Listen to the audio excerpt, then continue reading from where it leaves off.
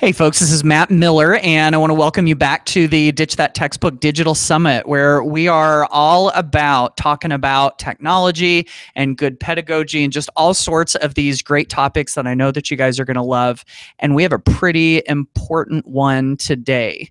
And so, what we're going to be talking about today is how educators get connected and what they get out of that. And if you've heard some of the buzz about this whole Twitter thing and haven't jumped in, or if you're a seasoned Twitter veteran, or if you're a Voxer person, or if you have no idea what in the world I'm talking about, then this session is for you. And I know we're going to get a lot out of it. And I feel like I have the person to talk to when it comes to this. So we're going to be talking to Sarah Thomas, and I'll let her tell you a little bit about herself. But before I do that, couple of things I want to tell you about her. Number one, she is a newly minted doctor, so it's Dr. Sarah Thomas. So that's good. I feel like Sarah is. I'm going to give you two titles here. One is I feel like you're a master connector. Like it's big for Sarah to get other like-minded people together. In fact, I feel like she's kind of like a connector of connectors, because these people that she connects ends up connecting other people. And the second one is I think she may be the happiest and easiest person to talk to that I think I've ever talked to before. She's like definitely one of the smiliest people that I've met before too. So anyway, Sarah, now that I've totally embarrassed you and all of that, let me turn it over to you. Can you tell the folks who you are and what you do? Absolutely. And thank you so much, Matt, for having me. This is truly an honor. And thank you to everybody who's tuning in as well. My name is Sarah Thomas, and I am an educator. This is my 13th year in education. So I spent 10 and a quarter of those years in the classroom. And then recently, about 2 years ago, pretty much exactly 2 years ago, I moved to my current role, where I am a regional technology coordinator in a large district in Maryland, and I'm on a team of 20-ish, and among the 20-ish of us, we split up to 200 plus schools in our district to help support the technology initiatives at their schools, so, and as at the district as a whole. So super excited to be here. Wow, I didn't realize that you supported that many schools either. That's a lot for not that many of you. Yeah, definitely. So we keep our hands full, but loving it though. Really, really loving it. Absolutely, yeah. Okay, so I thought that we might dive into this real quick, just with just a little bit of your backstory. So, could you take us back to the moment where you were in education? And my guess is that you probably have a similar story to me. I know for me, my story was that I was in education. I had been teaching for a few years, and I started to feel like I was kind of all out on my own. I felt isolated, and I started to feel like I was in a rut, and I started to hit this low point in my career. And it was pretty soon after that that I started to, things started to turn around for me, probably in the same way that you'll describe. So I want to throw it over to you and see if you have a similar story, and if you could tell us a little bit about it. All right. Yeah, our stories are kind of similar, except that mine kind of started off low and it started building. I came in through alternative certification. So my bachelor's is actually in radio, television, and film. But by the time I had completed all of my coursework, and I was just like, I've been working with kids all my life. I really, really want to, teach. Can So I interrupt you for a second? yeah, Did you say please. you said that you were RTVF, radio, TV, film, or I communication or did. something? Oh my Yes. goodness. We may have talked about this before, but did you realize that I was a journalism major before I was an educator, and I switched from a journalism job over into education? I Have we had ever? no idea. No, that Wow. is so wild. That's crazy. We're like the oddballs in that we weren't in education, and we came from like the journalism world, and now here we are, two of us on the same call. This is cool. I know, right? It's like a small world. We have our communication circle here, our communications bubble. Yeah, Absolutely, yeah. yeah, totally. But when I was in grad school, then I happened to come across a flyer saying, this is alternative certification, complete this program, and then you'll be placed in the classroom. So I did that, and my first few years were learning on the job. I was definitely learning as I was going. It was a very steep learning curve, but my trajectory really started going upwards once I found a principal who was truly a multiplier, and she took like my background in technology and was just like, yeah, you know, this is what we need, you know, so I'm going to trust you, you know, I'm going to trust your expertise. And so at that point, my career kind of took a turn for the better, and then it took another turn for the better in April of 2013 when I was sitting at a conference, and there was a hashtag that they displayed on screen, and they were saying, everybody, you know, join in the conversation. And I was just like, well, I have a Twitter, but I'm using it to back channel like Brett Michaels and Flavor Flav and the VH1 people. So I don't think I want to use this one to communicate with other educators, because it's not really putting my best foot forward. So that's when I created the Sarah the Teacher handle. And I really honestly did not think it was going to stick, but it stuck. And 4 years It is later, one of my favorite Twitter handles of all of the educators that I know, though, I have to say. Well, thank you so much. I appreciate it. Yeah, 4 years later, it's stuck. Here I am.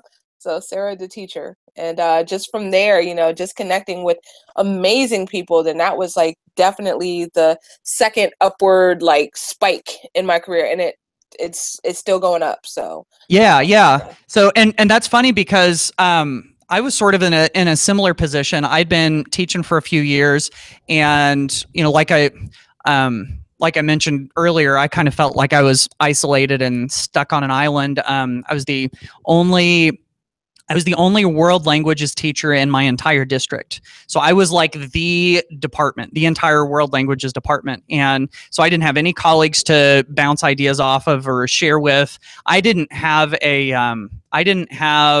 a student teaching experience because I came through that alternative certification kind of like you did. And so I was kind of like making things up on the fly as I went, very much like you did.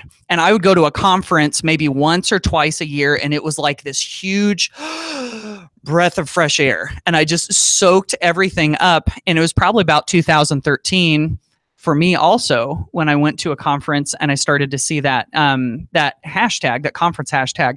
And so maybe you can dig into that a little bit more, because I know that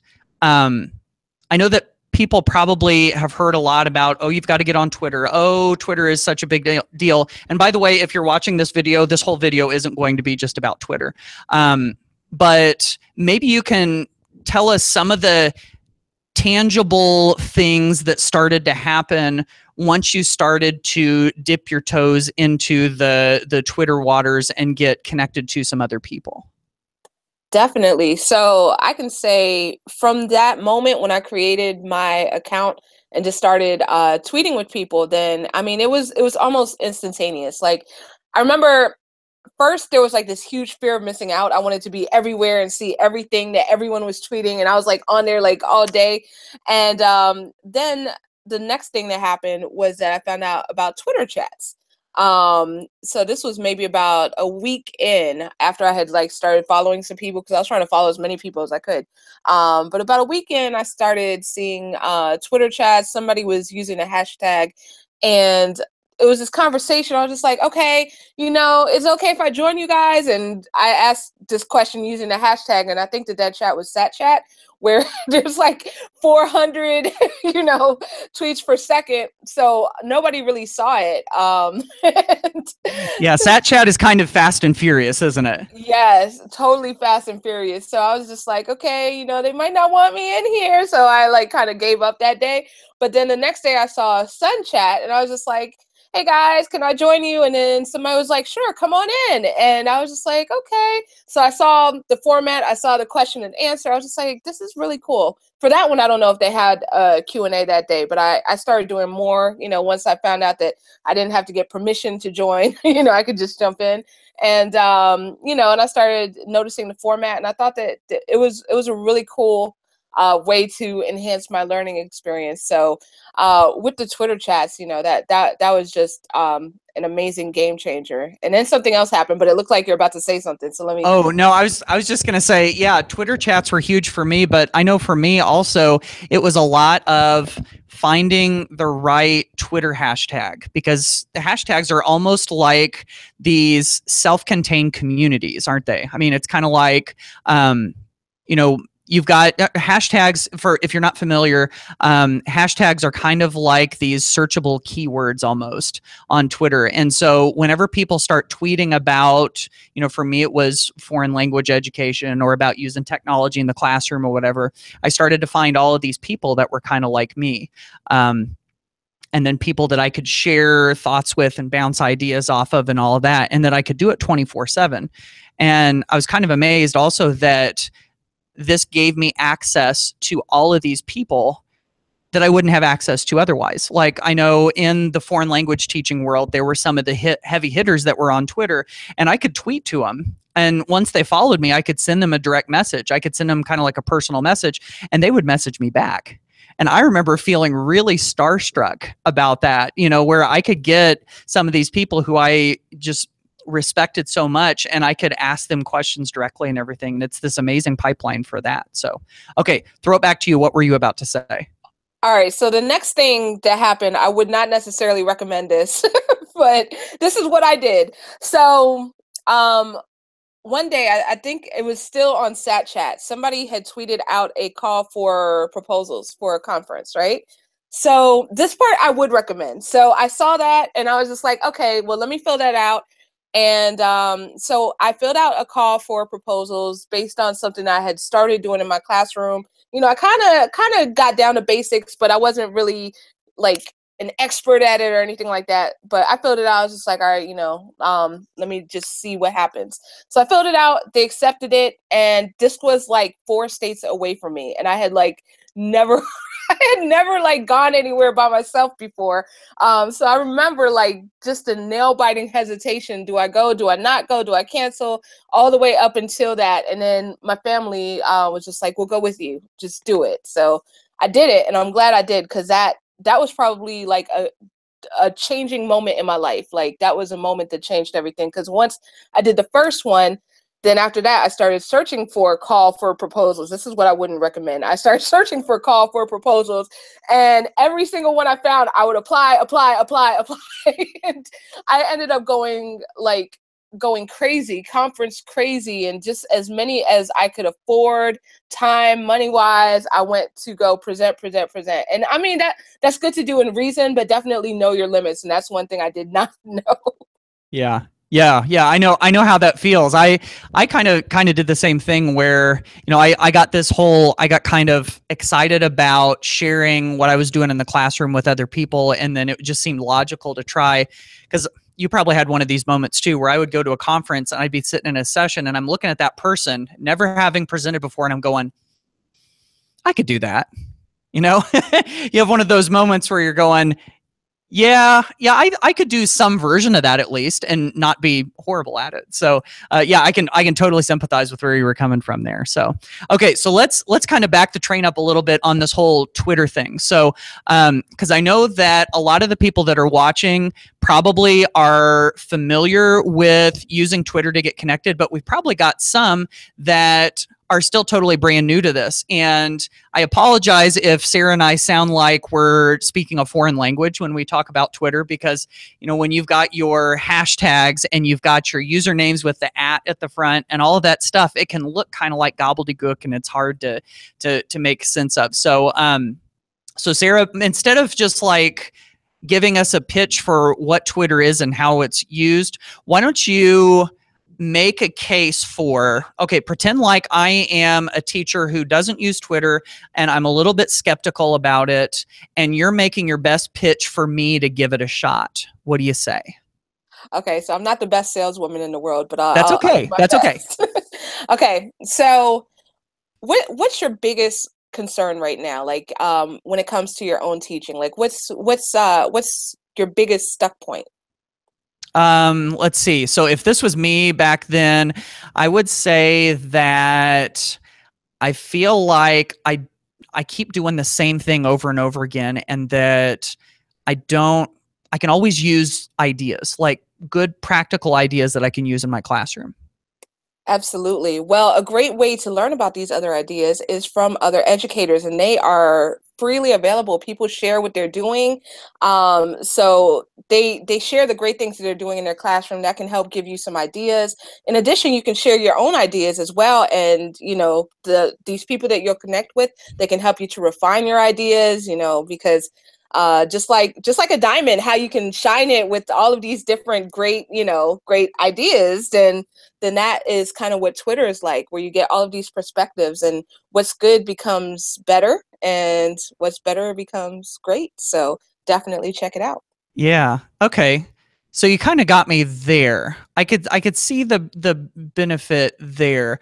Um, but I'm also thinking, anything that I would say on, can you see that we're still playing this out, right?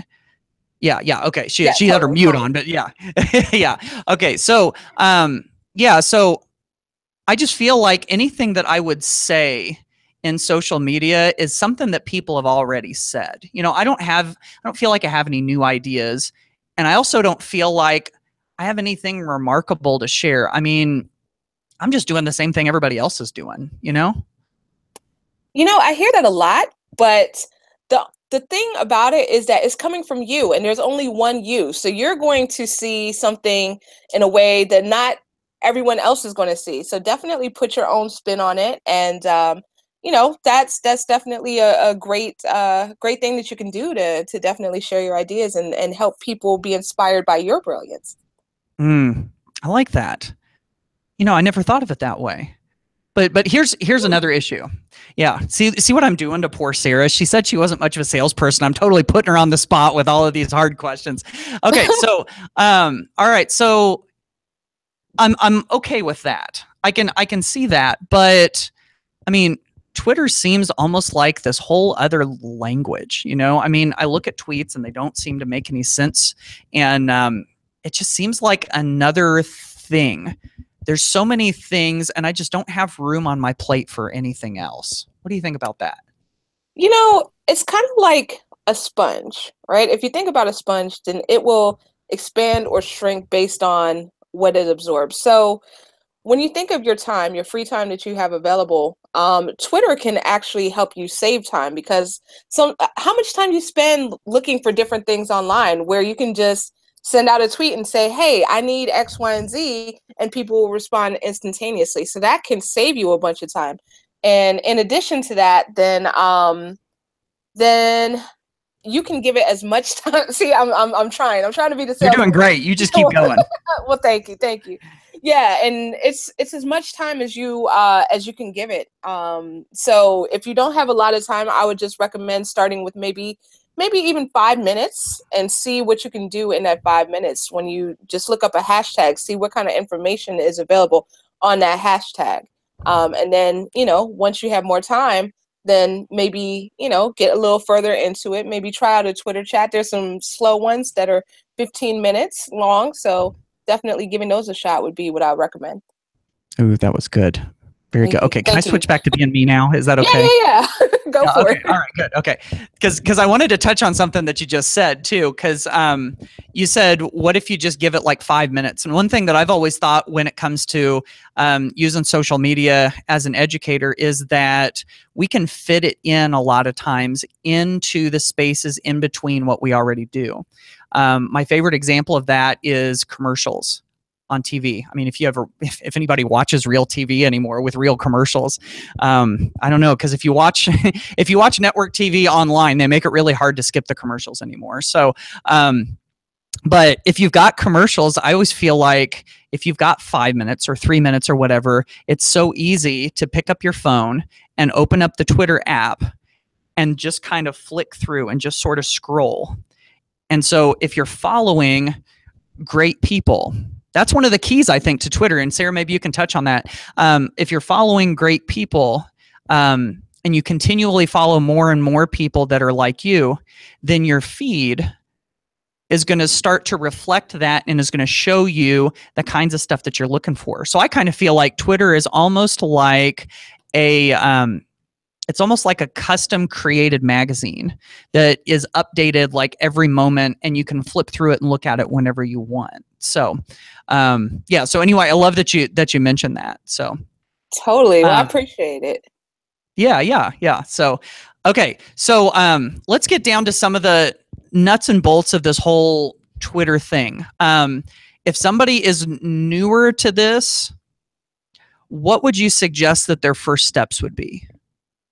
All right. So once they create their Twitter account, then I would say that the photo is one thing that's very overlooked. So definitely break that egg open. So you don't have to necessarily put a photo of yourself if you don't want to, but just a photo that's different from the egg. And that kind of tells people that you're using this account, it's an active account. It's not just like an account that somebody created and walked away from. So that might be an implication. In addition, I would say the bio. So saying that you're an educator, definitely I would put that in the bio, and I would put that as one of the first things to say that you are an educator, because that's what people look for. That's what I look for. I love to connect with all educators, but there's a lot of people on Twitter and not all are educators. So sometimes if you get a bio that says, I like to walk on the beach and I like dogs and I like, jumping out of planes and stuff like that, but there's nothing about being an educator, and I'm just like, okay, so you know, like I wouldn't know that you're an educator, and a lot of other people wouldn't either. So I would say definitely putting that in the bio. Then once that is done, then I would say finding people to connect with. I think that you made a great point about finding people that are interesting and noteworthy. Is it cool if I do a screen share to just share a resource really quickly? Yes, please do. That would be great. All right. Awesome. So I am going to share my screen. So I've created a resource. So let me see here. So edumatch.org. If you go here, this is my site. There's like a pop-up that comes up, but just ignore that. So if I go over here to the awesome table of edumatch, then you will see that, okay, it's going to populate itself. But you can filter to find people specific to your interests. So by country, you can search. So let's say that I live in, I was just talking to somebody in Brazil earlier today. So I can look at Brazil. I can go by region. So we have Sao Paulo.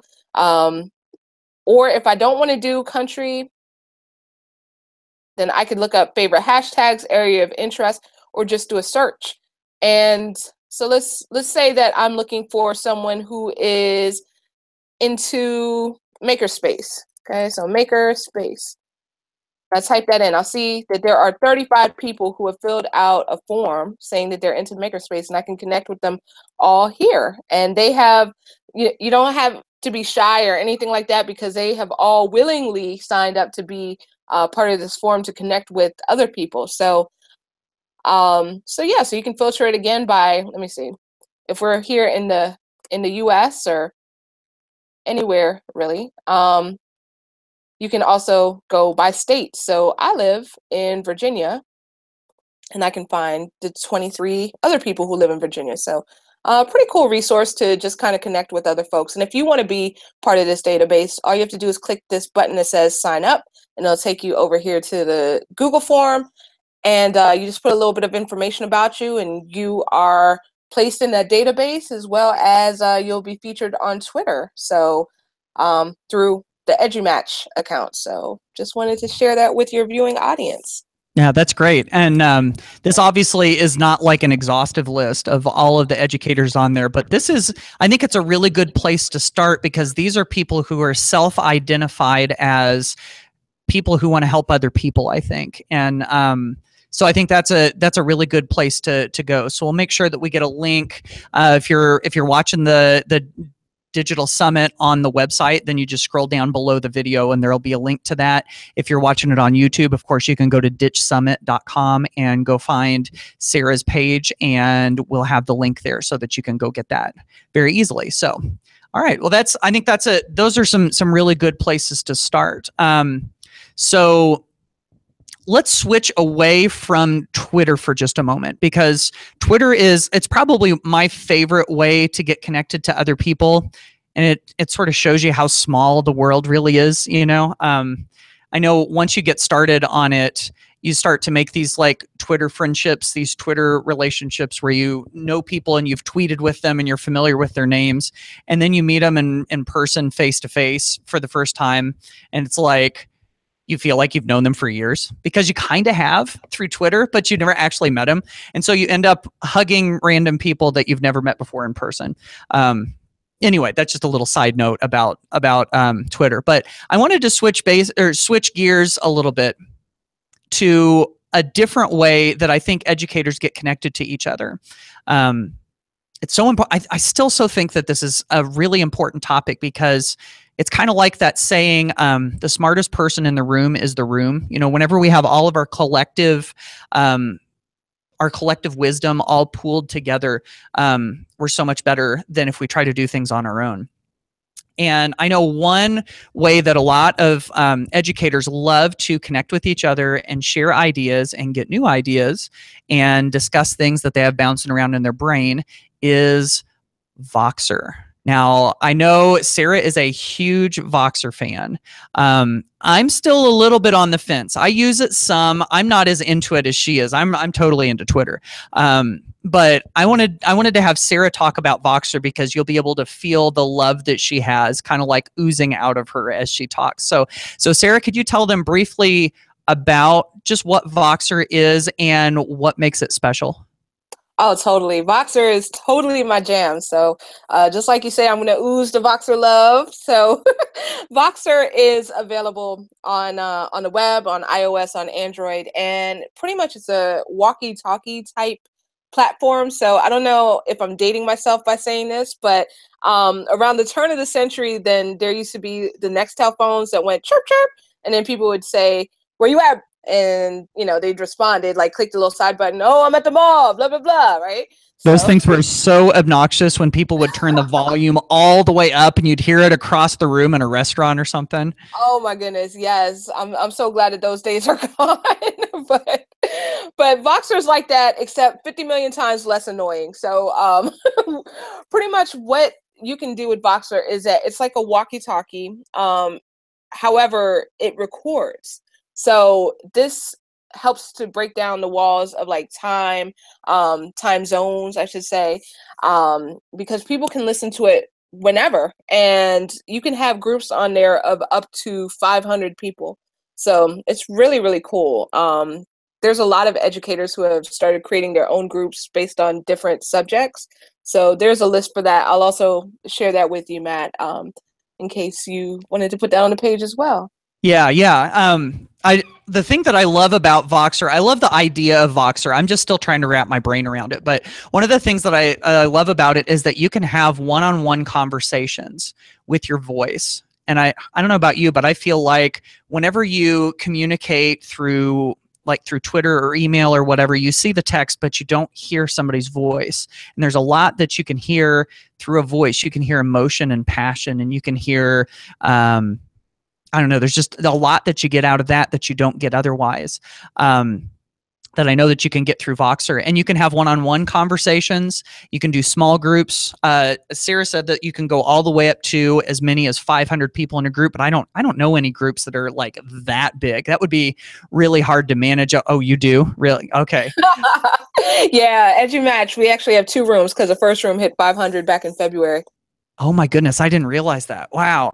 Yeah, and see, I think I was actually in EduMatch for a little while, and it was like in my infancy of the Voxer days, and it was just like I felt like you did when you joined Twitter, where I felt like I had to listen to every single message, and it was just like constantly all of these voice messages that I couldn't keep up with. But I really, really love having small groups where you can listen to everything, and it's a little bit more kind of personal, but anybody that uses Voxer can create one of these groups. And what's neat about it is that you hear people's voices, and you can, talk about whatever it is that you want to talk about. I heard one person, our mutual friend, Christy Kate, I think was the one that said this. I think it was Christy. I might be wrong, but I think she said that Voxer is kind of like a podcast that you listen to of people that you know that you can participate in. So it's kind of like, if you're not familiar with podcasts, it's like they're kind of like radio shows. So imagine listening to a radio show on the radio and being able to communicate with the hosts. That's what I kind of think it's like. And Sarah, what what are some, I think you started to touch on this, what are some ways that people use Voxer in the education space? Oh, there are so many different ways. The first way that I used it was actually to plan out an ISTE session. So that was my introduction to it. Back in 2014, Shelly Sanchez Terrell and I, we were doing a gamification session, but both of us had jam-packed schedules. So she was just like, well, why don't we box it out? And I was just like, okay, I'll try it. Like, I didn't know what to expect, but then, I kind of got the hang of it, like, because I was just like, what time should we be on Voxer? She's just like, no, you don't have to do that. Just, have an account in our Voxer. I was just like, all right, cool. So we were able to go back and forth and just kind of plan this out. And it was super cool. In addition, there's like Voxer groups that talk about various topics. In EduMatch, we talk about everything educational, but there's some that are more specific to like different things. Like, for example, there's some groups based on administrators. There's some groups that that are about special education. So it all depends. So people have different themed groups or general themed groups. So it's a great experience. Yeah, I think I've even heard of, there's a group of teachers who, I mean, they're all, everybody in the group is an educator, but they only talk about sports. It's like teachers who talk about sports for whatever, it's like whatever you want to make it, So, okay. So imagine that I'm somebody watching this video and I don't have the Voxer app. I've just heard you describe it, and I think that sounds interesting. I would like to talk to other educators on this walkie-talkie thing that you speak of. So what do I do? What are my first steps, and how do I find people? All right. So what you would do first is set up an account. So you can set it up at Voxer.com, or you can download the app on your iPhone or your Android. And then from there you create an account. And it's a little different than Twitter because you don't like see all of this content all of a sudden. You have to join specific groups. So there's a couple ways to do that.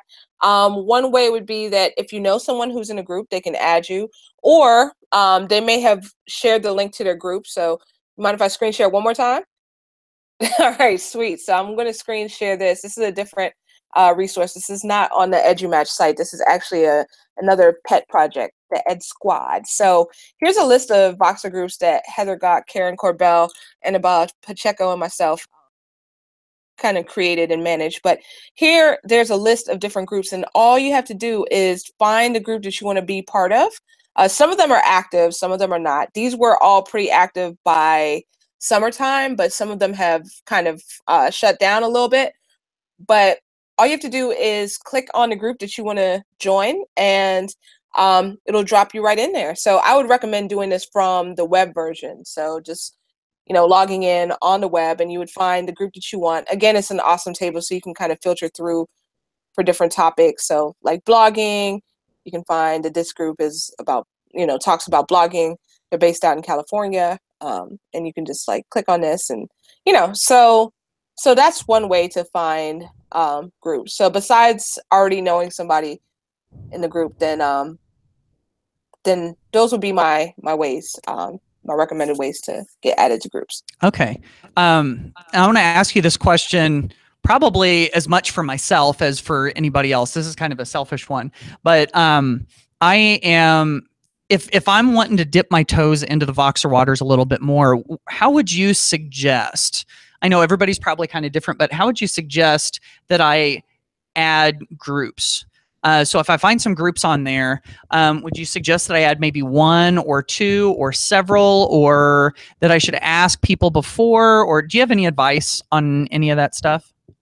There was a friend of mine who's in Israel who recently saw the list and just kind of clicked around on the groups. And when she joined the group, she asked if it was active. And I thought that was a really cool thing to do, because that way, the people in the group can tell her, yes, it's active, or no, it's not active. And if it's not, then, then you can just leave the group or maybe try to rekindle the convo. So yeah, definitely. So talking to people or just kind of jumping in on whatever interests you, that's probably what I would do. Okay. Yeah. All right. That's cool. All right. So let me tie this whole Twitter and Voxer thing. And I know we've pulled Twitter and Voxer out as the two that we've talked about most, but those obviously aren't the only places that educators connect. I mean, there's obviously a huge presence on Pinterest. People do Google Hangouts on air, or just video Google Hangouts or FaceTimes or whatever, kind of like what we're doing right here. So I mean, the sky's the limit with all of this. So there's lots of other ways to do this, but as specifically to Twitter and Voxer, Sarah, I know that picking a couple of Voxer groups or a couple of Twitter hashtags is kind of like picking between your own children. That it's kind of unfair for me to ask, but I'm going to ask it anyway. If you wanted to. And I know that the answer to this, if you're like me, the answer to this will change based on the day, and just based on who comes to mind. But can you give a couple of shout outs to maybe a couple of Voxer groups or a couple of Twitter hashtags where if people are just jumping into this for the first time, that this would be a good place for them to start, where they would automatically get some good stuff? Okay, it is kind of like picking between my children. But I would say, okay, so I'm opening up my Voxer right now. I would say Pass the Scope EDU is a great community to be part of. And these are educators who kind of share using another tool called Periscope. So they are a great community. In addition, the Restorative Justice League, for people who are interested in learning about other forms of discipline, as opposed to like suspensions, expulsions, things like that. So restorative justice is a good one that I'm part of. Let me see. AR, VR, and EDU, about augmented virtual reality, stuff like that. There's a teacherpreneur chat for people who are interested in in doing, kind of creating things, or monetizing in some way, shape, or form. So there are I'm scrolling down. You see this? Like all of these, I'm like scrolling. I know it's hard to see, but I'm still going. So I have like 50 million chats. So it's hard to, but those were the first ones that came up. And in terms of hashtags, definitely got to give a shout out to Dishbook. Absolutely. Great Nicely hashtag. played. Good well, job. Thank you. I try. And I would also give a shout out to Future Ready, to Q, let me see, ISTE 18 when it comes back around, to get information on ISTE. And I would also invite people to check us out, EduMatch, on Sunday nights at 6 p.m. Eastern. So yeah. Awesome. Those are really good ones. Yeah. Yeah. So, and with any of those, especially with the hashtags, anything that she's mentioned, if you put the pound sign right in front of it, and then just do a search on Twitter for that. So like the pound sign and the words ditch book all together, or pound sign ISTE, ISTE 18. ISTE, by the way, is a great big conference. It's what is it? International Society of Technology and Education, or something like that. Yep. It's close. Yeah. Okay. And so there's this conference every summer at the end of June. And if you follow the ISTE 18 hashtag around that time, there is an enormous avalanche of all of these great tweets, of just what people are learning at this great conference. So it's not cheap to go to the ISTE conference, but if you follow along on the hashtag. And what's great is that you've had so many people who have not gone to ISTE, but have followed along on the hashtag, that now there's a companion hashtag during the conference called hashtag not at ISTE. And that has the 18 on it too, right? That has the year on it. Yeah, I think so. I think it does. Yeah. So it's like there's so much that you can learn even from other conferences from afar and all of that. So okay, so to kind of wrap this up a little bit, Sarah, I was wondering, when you decide to start becoming more of a connected educator, and you start, learning from other people, gathering new ideas, being active on social media and all of that, it's almost a little bit of a lifestyle, or a lifestyle change to some extent. I know for me, I got hooked on it. And once I started to meet some of these other people from all around the country and around the world that did the same stuff that I did, it sort of became part of my identity as a teacher, so to speak. So I was wondering if you have any advice for people as they dip their toes into the waters of just being a connected educator in general. Is there anything that they should keep in mind? Anything they should definitely do? Anything they should definitely not do? I know I didn't prompt you on this ahead of time, so I'm really curious to see if I've put you on the spot too much or if you've got anything. No, this is cool. This is cool. So I would say definitely be open to it. There's just be open to the connections that you can make and the learning that you can make. Sometimes, a lot of times, you'll disagree with people. A lot of times you'll agree. A lot of times you'll disagree. Be open to all of it because that's really how we learn. Be open to making those deeper connections as well. So if you really click with somebody, then keep in contact with them. They could become a lifelong friend. Like I've made so many friends, like from just connecting with my PLN, and it's just been my personal learning network. And I call them personal learning family at ISTE because that's really what it feels like a lot of times. So I mean, definitely being open to it, and also pace yourself. That would be another tip, because I kind of went all in, and I did burn out. So pace yourself, pace yourself, pace yourself. Like you don't have to do it all. Just, as much as you can handle, and, definitely stretch yourself outside of your comfort zone, but don't like rip your comfort zone like wide open, like definitely prioritize. And, even though it's a lot, but pace yourself. Yeah, I can totally sympathize with that. I remember early on, I kind of felt like I just lived on Twitter for a while. And you're right, you got to kind of keep a balance. But I also remember getting into a Twitter chat. It was at the time called the SBG chat, standards-based grading. And I didn't know anything about standards-based grading. We didn't do any of it in my education program. Nobody in my school did it. I didn't know anything about it. And I got into this chat and they were talking about doing grades differently and allowing redos and retakes and just all of this different stuff. And my grading philosophies were real traditional at that point. And I remember some of the stuff that they said kind of rubbed me the wrong way because it was totally opposite of what I was used to and totally opposite of what everybody else did. And so I asked some questions. And at first, when people responded, I kind of felt like I was getting attacked. But then I was like, no, wait a second. Just because they have a different viewpoint than you doesn't mean that they're attacking you. And that was really hard for me, but I was able to stick with that chat. It was an hour-long chat. I went the whole way, start to finish, and I started to see things a little bit differently there.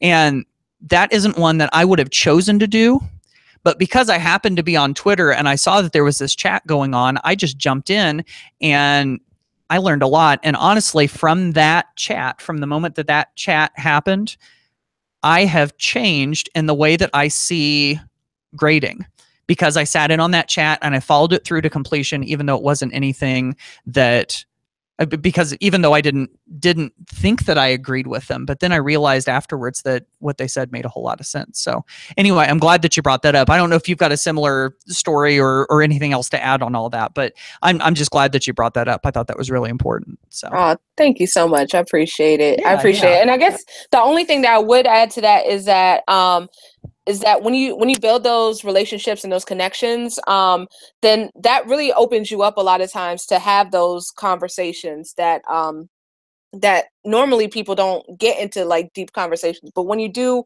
have those, relationships that you build over time, then sometimes you can empathize better with the other side, and you start seeing things. That you wouldn't have ordinarily considered if your guard was up. Yeah, I love that. All right. Okay, so now if you are watching this video, it is time for action. So if you don't have a Twitter account, I'm going to encourage you right now to finish up with this video, go over to twitter.com, create yourself a Twitter account. Doesn't matter what your Twitter username is. And once you've got that done, I'm going to suggest that you send a tweet to #DitchSummit. The hashtag is, of course, the #. I'm doing that. Yep. And just put in Ditch Summit, all one word. Make sure that it's included in your tweet somewhere. You can put it at the beginning. You can put it at the end. And maybe share some of your thoughts or your reflections about what's going on in this online conference. Or you can always go to Twitter and you can search for hashtag Ditch Summit, and there's going to be tons of tweets.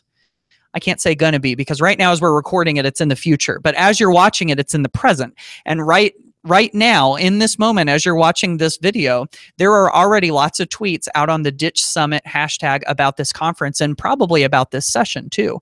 So this is kind of like good Twitter training wheels. I know my buddy out in California, Ed Campos, calls it Twitter training wheels, and I thought that was a great way to say it. So my encouragement to you is to go head off to the Ditch Summit hashtag and start tweeting. And I'm going to flip over to Sarah's camera. There, Sarah's on camera, because now you can see down at the bottom. This is so awkward for poor Sarah because she just gets to sit there smiling while I talk.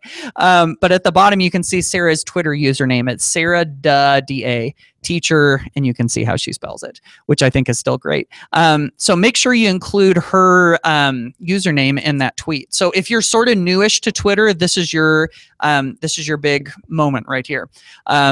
If you've been using Twitter, then I hope that you're already using the Ditch Summit hashtag and you're connecting, and maybe you can be the one who jumps in and helps some people out too. So, all right, Sarah, to wrap this up real quick, can you let people know where to find you and any other good resources you have out on the web if they're interested in more? Yeah, for sure, for sure. I would love to connect with any and everybody. So you see my my Twitter handle down there. I'm also on Voxer with the same Twitter handle. In addition, you can find my blog at sarahtheteacher.com, or my website, sarahjanethomas.com. So SARAHJANE Thomas.com. In addition, check out edumatch.org as well as theedsquad.org. Very good. I'm glad that you brought up EduMatch. I know that that's been a huge, important source of encouragement and inspiration and ideas for so many people. EduMatch has actually put out its own book, which blows me away, where they've gathered a bunch of teachers together and they've written their own individual chapters. And correct me if I'm wrong, Sarah, but that book is actually available for free online or for purchase in hard copy. Did I get that right? Yeah, we actually put out, we're actually in the process of putting out the 2017 version as well. So that one's going to be out at the end of December. So right as the conference, the summit is wrapping up, then we should have it ready to rock. That's awesome. And who knows, maybe in the 2018 version, somebody who's learning about this right now will be in that 2018 version, because they'll get connected with EduMatch and they'll learn so much over that next year, and they'll say, hey, I think I've got something worth sharing, and maybe they'll be one of the chapters of that 2018 version. Wouldn't that be great? Oh yeah, that would be amazing. I would love that to happen.